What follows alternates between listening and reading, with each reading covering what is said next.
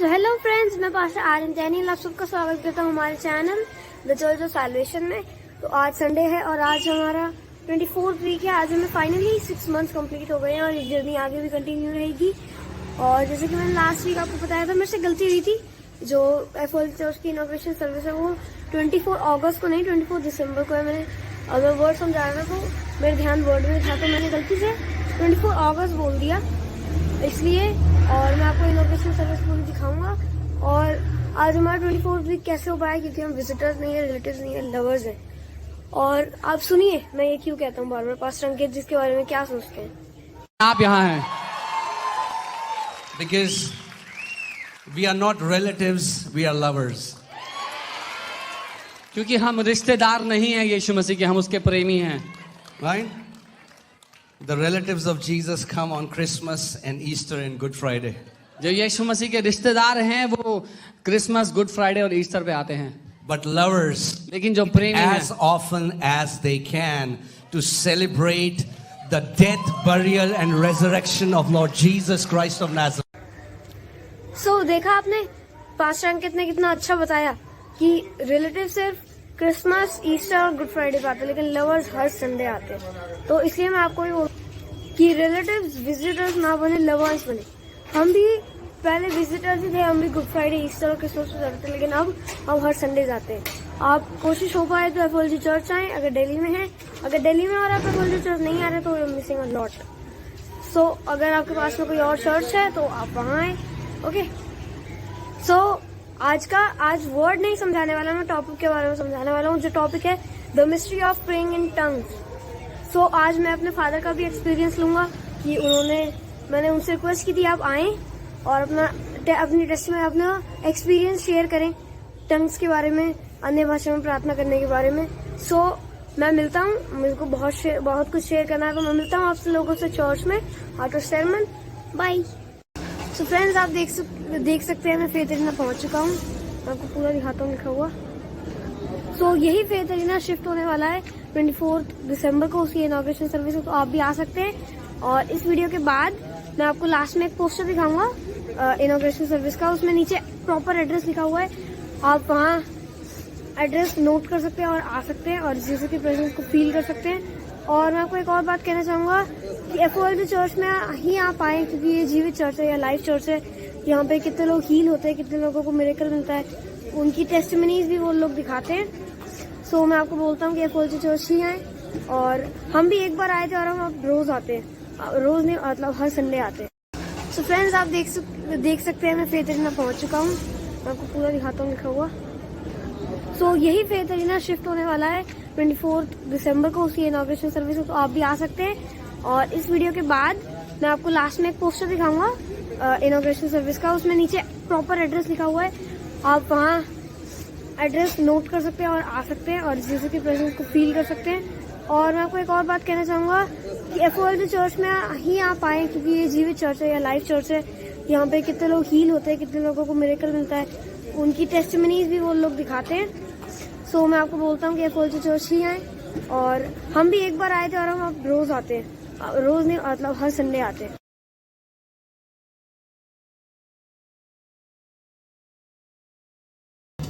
तो फ्रेंड्स, जैसा कि मैंने आपको बोला था कि मैं अपने फादर का एक्सपीरियंस शेयर करूंगा टंग्स के बारे में, अन्य भाषा में प्रार्थना करने के बारे में। So here is my father. Hello viewers, hi, hello Aryan, hello pastor Aryan. Shalom आप सभी को, अनुग्रह आप लोगों के साथ हमेशा परमेश्वर का बना रहे। मेरा एक्सपीरियंस तो मैंने आपको पहले भी बता चुका हूँ, हमारे पहले वीडियो में मैं आपको बता चुका हूँ कि एफओएलजी चर्च में आके ही मुझे गैर भाषा का बताना होता है। और जब भी मैं बहुत ज़्यादा टेंशन में रहता हूँ, जब भी मैं कंफ्यूज रहता हूँ, मोस्ट ऑफ द टाइम मैं कंफ्यूज जब रहता हूँ, तो जब मुझे लगता है कि परमेश्वर मुझसे बात नहीं कर रहे हैं, वो मुझसे एकदम साइलेंट टाइम होता है, तो मैं अन्य भाषा में प्रार्थना करता हूँ और परमेश्वर अपने आप को रिवील करते हैं मेरे मन में हर चीज़ डाल देते हैं। पास्टर आर्यन डैनियल का नाम जब मैं गैर भाषा में प्रार्थना कर रहा था, तो मुझे गैर भाषा में प्रार्थना करते टाइम परमेश्वर ने बोला कि pastor Aryan Daniel.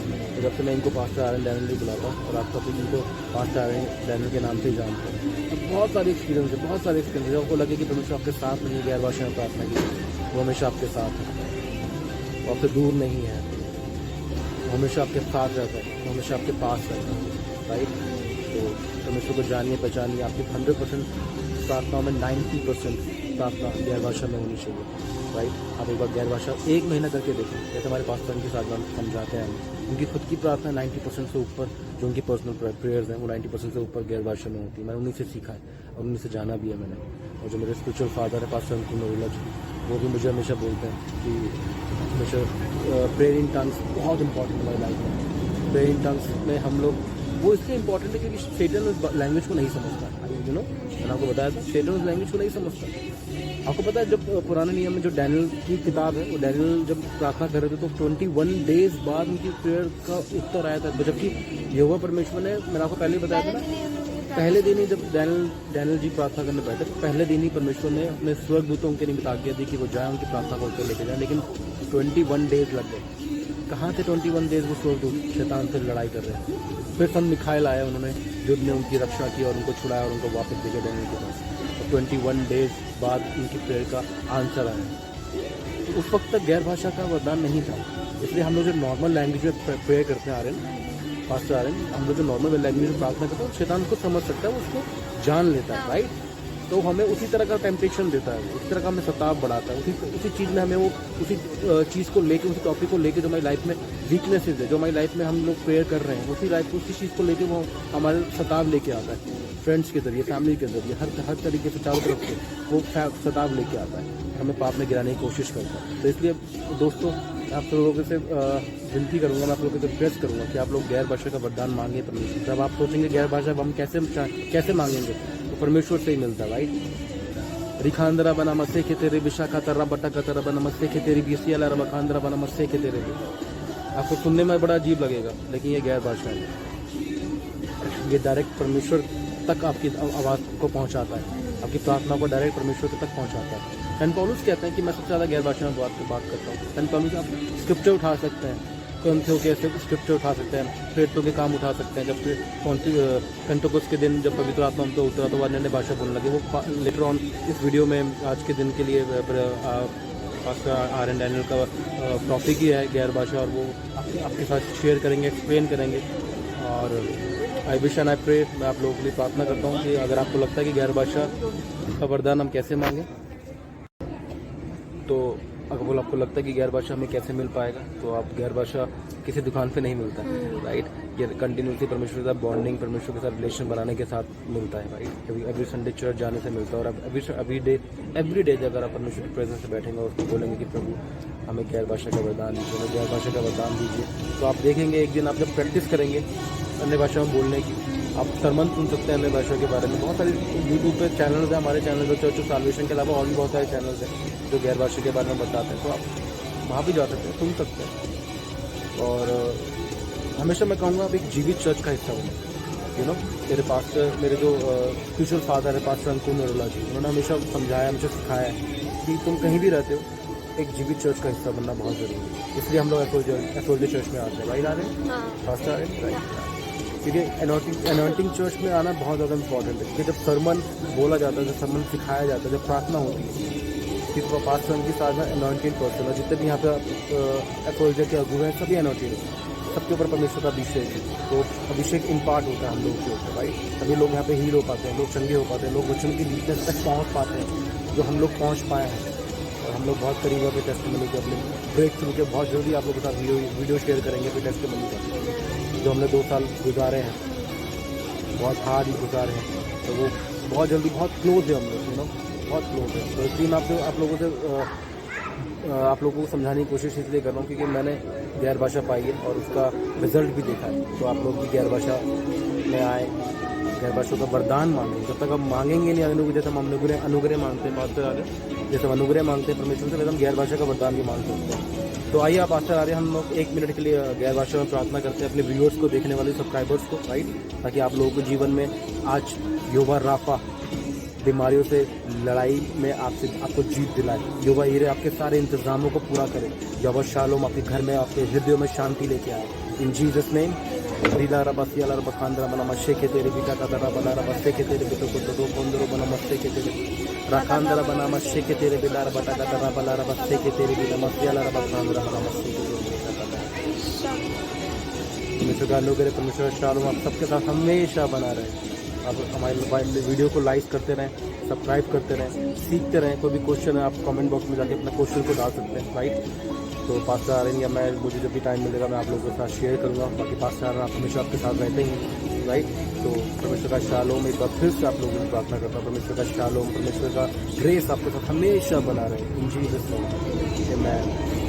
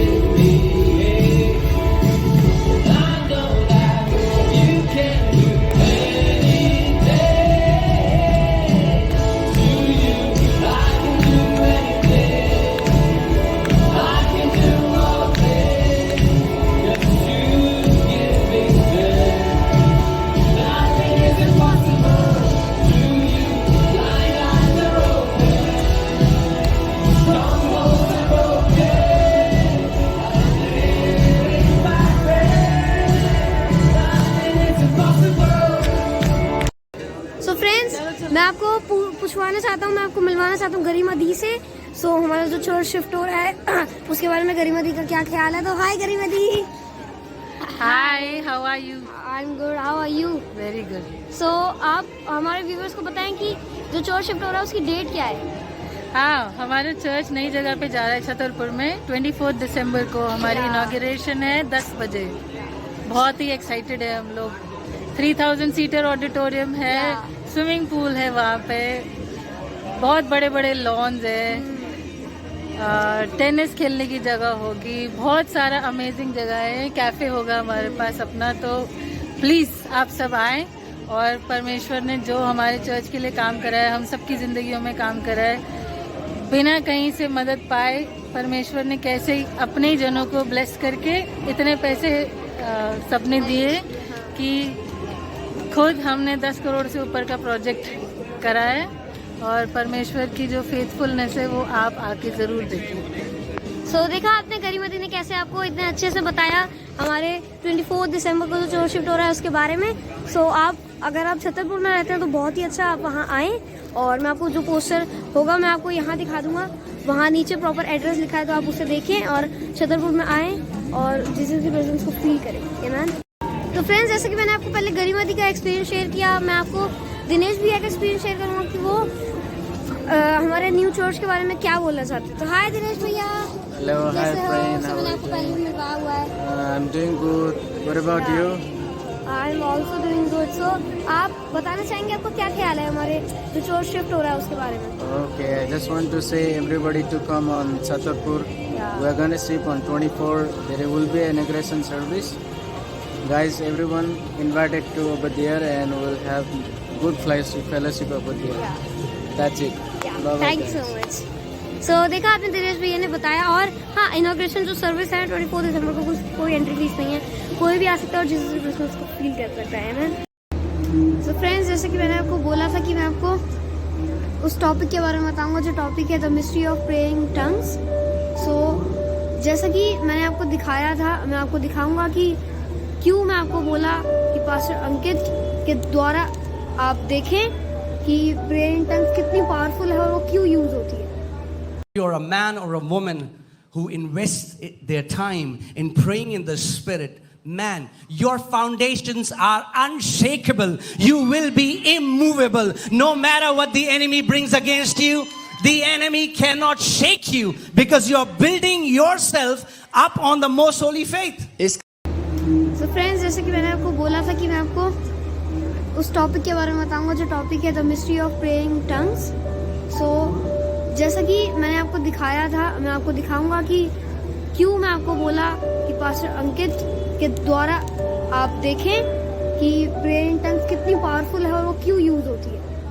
You're a man or a woman who invests their time in praying in the Spirit.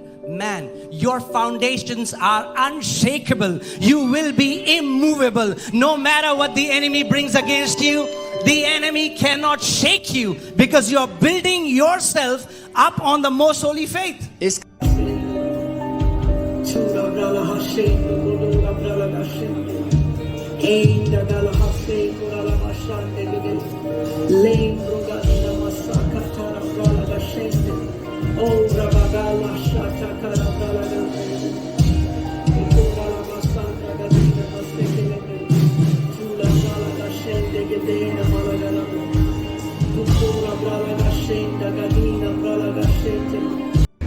सो देखा आपने जैसे पास्टर अंकित इतने पावरफुल तरीके से प्रेयर कर रहे थे टंग्स में, तो मैं तभी बोलता हूँ आपको कि आप भी ट्राई करें प्रे करने का टंग्स में। आप पहले प्रैक्टिस करें रबा कांदा हमारे सेन दे रखे शकातारा। मैंने भी ऐसे प्रैक्टिस कर करके मैंने अब अन्य भाषा को पाया है। और आप एफओजी चर्च आए, जैसे मेरे पापा को जब हम फर्स्ट वीक एफओजी चर्च आए थे उसी दिन अन्य भाषा का वरदान मिल गया था। तो जीसस ने हमारे लिए बहुत सारे वरदान रखे, हीलिंग, रिसीविंग, मिरेकल, बहुत सारी चीजें रखी है। God has a plan for us, right. So अन्य भाषा को हम क्यों यूज करते हैं, क्यों परमेश्वर ने दिया है कि हम अन्य भाषा यूज करें? क्योंकि अन्य भाषा किसी को समझ नहीं आती, इवन स्वर्गदूतों को समझ नहीं आती, तो सेटन को कहाँ से आएगी? एनिमी को भी हमारी अन्य भाषा जो हम बोलते हैं वो समझ नहीं आती, क्योंकि हमारी 90% से ज्यादा % प्रार्थना अन्य भाषा में होनी चाहिए, क्योंकि सेटन नहीं समझ सकता। जैसे पापा ने आपको बताया कि डैनियल की स्टोरी कि तब अन्य भाषा का वरदान नहीं था। अगर अन्य भाषा का वरदान होता तो सेटन अपने उस दूत को नहीं भेज पाता और उनका आंसर फर्स्ट डे ही आ जाता अगर वो अन्य भाषा में प्रार्थना करते। सो अन्य भाषा क्यों यूज होती है, मैंने आपको बताया कि सेटन उसे नहीं समझ सकता। आप सीधा गॉड से बात कर रहे हैं, आप सीधा जीसस से बात कर रहे हैं और कोई समझ नहीं सकता।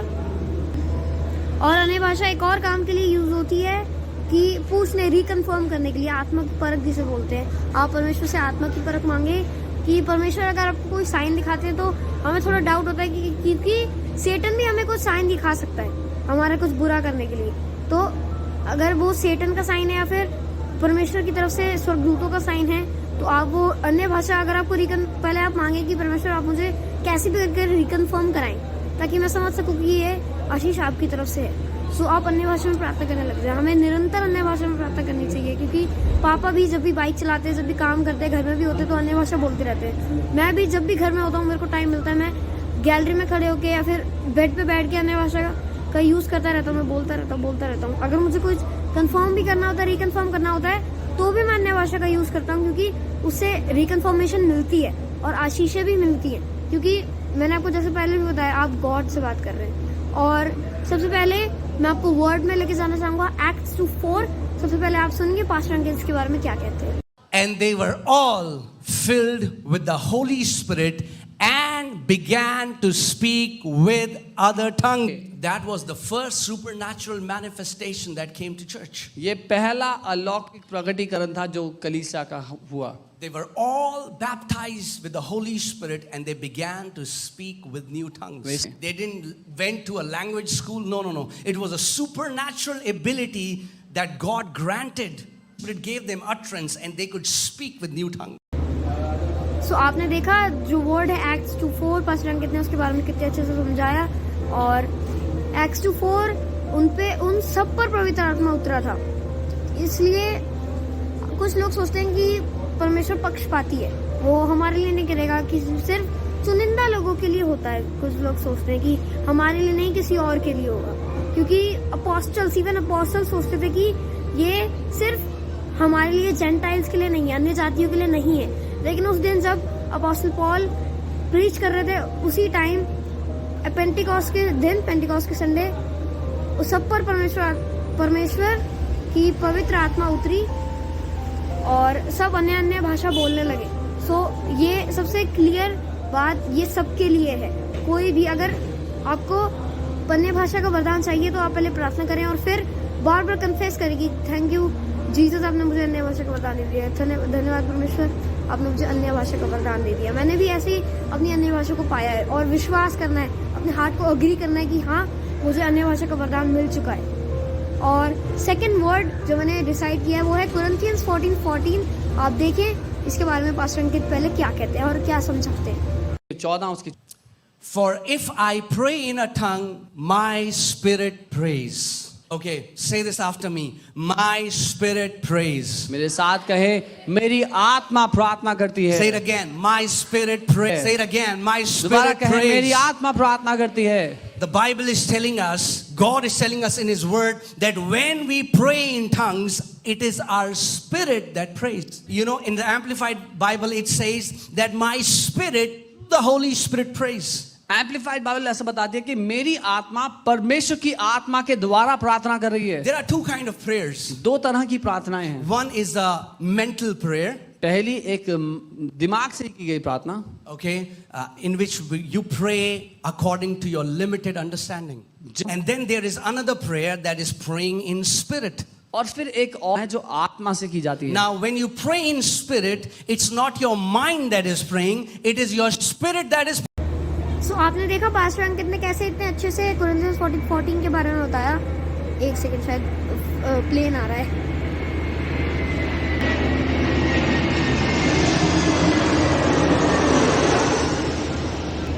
अब ठीक है। सो जैसा कि आप पास्टर अंकित ने बताया कि माई स्पिरिट प्रेज, एक और बार बोले माई स्पिरिट प्रेज। सो अन्य भाषा में जब हम प्रार्थना करते हैं तो वो माइंड भी नहीं समझता, हमें माइंड का कुछ यूज ही नहीं है, क्योंकि जब हमारी स्पिरिट प्रार्थना करती है तो कोई नहीं समझ सकता, ना सेटन, ना स्वर्गदूत, ना हमारा माइंड। हमें भी नहीं पता होता हम क्या बोल रहे हैं। अगर जब अन्य भाषा कोई समझ ही नहीं सकता, क्योंकि लोग ट्राई करते हैं कि अन्य भाषा को समझते हैं। अगर कोई बोल रहा है, जैसे पास्टर अंकित ने बोला रबाशक कार, तो वो कार के लिए प्रार्थना करता, नहीं, कोई भी नहीं समझ सकता अन्य भाषा। और उसमें माइंड का तो कुछ काम है ही नहीं, क्योंकि हमें सिर्फ सोचना नहीं है, हमें सिर्फ आंखें बंद करनी है, परमेश्वर पर ध्यान लगाना है, परमेश्वर की ट्रूथ पर ध्यान लगाना है और अपने मुंह को खोलना है। मुंह को ऐसे नहीं होती, ऐसे कन्फेशंस और अन्य भाषा नहीं बोलते। अन्य भाषा अपने मुंह से बोलते हैं। अगर आप विस्पर करें, वो भी बहुत पावरफुल है। अगर आप घर में अकेले हैं या आप अकेले नहीं भी हैं तो भी अन्य भाषा का प्रयोग किए आपकी सबसे ज्यादा प्रार्थना अन्य भाषा में होनी चाहिए, जैसा कि मैंने आपको पहले भी बताया था। सो आई होप मैं प्रार्थना करता हूँ कि आपको अन्य भाषा का वरदान मिले। आप मांगे, कन्फेस करें और आपको अन्य भाषा का वरदान मिले और आप अन्य भाषा बोलने लगे। और मैं आपके ऊपर डिक्लेयर करना चाहूंगा कि कोई भी हथियार आपके और आपके परिवार पर सफल ना होने पाएगा, यीशु मसीह के नाम में, आमीन। और अभी सिख के लिए प्रार्थना हो रही है और they are praying for sick, और उनकी मेरी एक टेस्टिमनी भी है जो मैं आपको इसके बाद वाली वीडियो में शेयर करूंगा। मैंने आज ही वो टेस्टिमनी रिकॉर्ड की, लेकिन मैं उसके बाद वाले वीडियो में शेयर करूंगा। और जैसे कि गरिमा दी और दिनेश भैया ने बताया था, आप 24 दिसंबर को इनॉग्रेशन सर्विस में आएँ और जीसस की प्रेजेंस को फील करें। वहाँ वर्शिपर शलन बंजारा भी आ रहे हैं और भी बहुत सारे वर्शिपर्स आ रहे हैं। तो गॉड मतलब बहुत ज़्यादा अच्छी वर्शिप होने वाली है और बहुत हैवी क्या बोलते हैं, हैवी प्रेजेंस गॉड की होगी वहाँ। सो आप आए, कोई भी एंट्री फीस नहीं है, कोई भी आ सकता है और जीसस को फील कर सकता है, जीसस की प्रेजेंस को फील कर सकता है। सो मैं ये व्लॉग को एंड करता हूँ। और जैसा कि आपको याद होगा कि मैंने साम 91 के बारे में प्रीच किया था और मैं उसके व्यूज देख के शॉक हूँ। 1.1 के व्यूज उस वीडियो ने टच कर लिए और बहुत सारे कमेंट्स भी आए, बहुत सारे लोग आशीषित हुए हैं और हमारे सब्सक्राइबर्स भी बहुत ज़्यादा बढ़ गए हैं, अबव 50 हो गए हैं। सो आई थैंक गॉड और परमेश्वर की शांति और परमेश्वर का अनुग्रह आप सब लोगों के साथ बना रहे। मैं मिलता हूँ आपको नेक्स्ट वीक एक और नए ब्लॉग के साथ। तब तक के लिए बाय गाइस।